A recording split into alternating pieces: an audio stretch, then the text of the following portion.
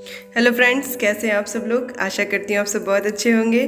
तो ये है शाम का समय, हम लोग बैठे हुए थे। पापा से मैं पूछ रही थी, पापा आपको ठीक है, मतलब आपकी आंखें ठीक हैं, आपको अच्छे से दिख रहा है कि नहीं दिख रहा है।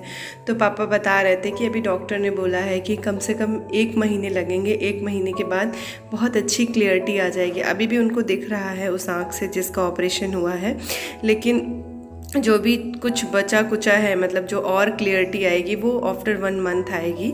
1 मंथ के बाद फिर से आई टेस्ट होगा इनका, और फिर इनके अच्छे से दिखने लगेगा, बिल्कुल क्लियर हो जाएगा।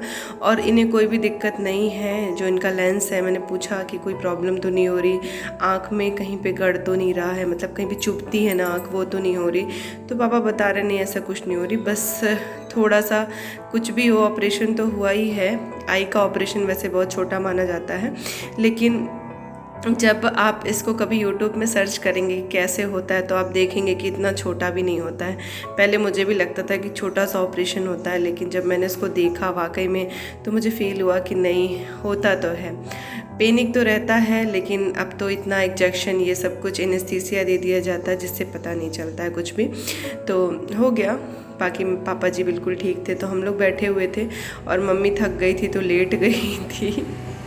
तो इस तरह से शाम का समय बीत रहा था। शाम का है ये, बस हम लोग सोने ही जा रहे थे। तो थोड़ी देर यहीं पे रहेंगे, इसके बाद मैं चली जाऊंगी अपनी नंद के पास, तो वहीं पे मैं रुकूंगी, बाकी ये लोग यहीं रहेंगे।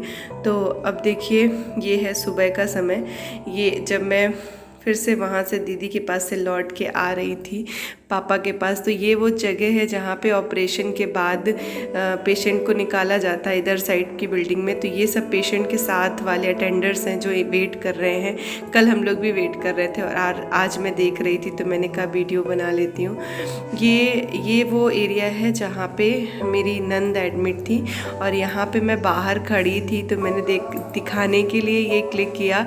यहाँ पे बंदरों को देखिए आप लोग, सेकंड फ्लोर पे कैसे बंदर बैठे हुए हैं लाइन से, और सब ना इनको देखते रहते हैं, इनकी मस्तियाँ। यदि आप थोड़ी देर भी बोर हो रहे हो तो बस बैठ जाओ और इनको देखते रहो, आपका ऐसे ही टाइम पास हो जाएगा। रियल में इतनी मस्ती करते हैं ये बंदर। और यहाँ तो इतने ज़्यादा बंदर हैं, लेकिन वो कभी भी किसी को परेशान नहीं करते। ये देखिए, वो आपस में ही मस्ती करते रहते हैं। बस उनके सामने कोई खाने की चीज़ नहीं दिखनी चाहिए।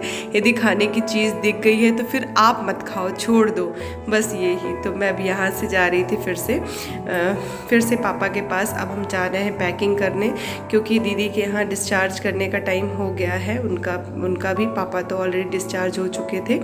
तो अब हम लोग पैकिंग करने के लिए, मतलब मुझे ही भेजा गया कि जाके पूरा सामान पैक कर लो। तो ये जहाँ पे पापा का था रुकने का, वो है ये। तो मतलब यहाँ पे ये प्राइवेट रूम मिले हुए थे, एक एक रूम मिले हुए थे। मैंने इसके बारे में पूछा कि उस हर एक रूम के बाहर एक बोर्ड लगा हुआ था।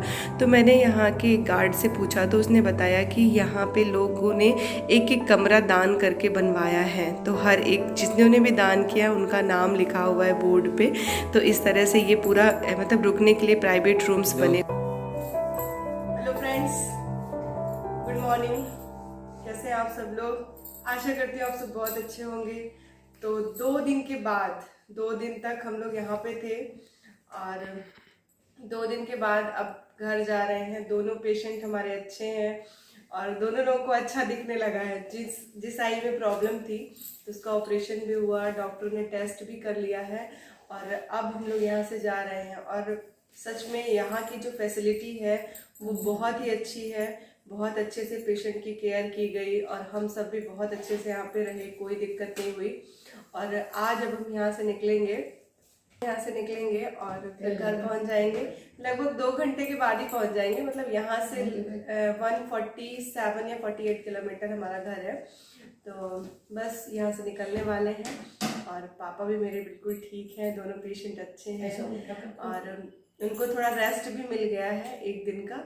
अब यहाँ से निकलेंगे और आराम से घर पहुँच जाएंगे, कोई दिक्कत नहीं होगी। तो चलिए देखते हैं, है ना, जो भी होगा। तो फिर मिलेंगे हम बाद में आपसे।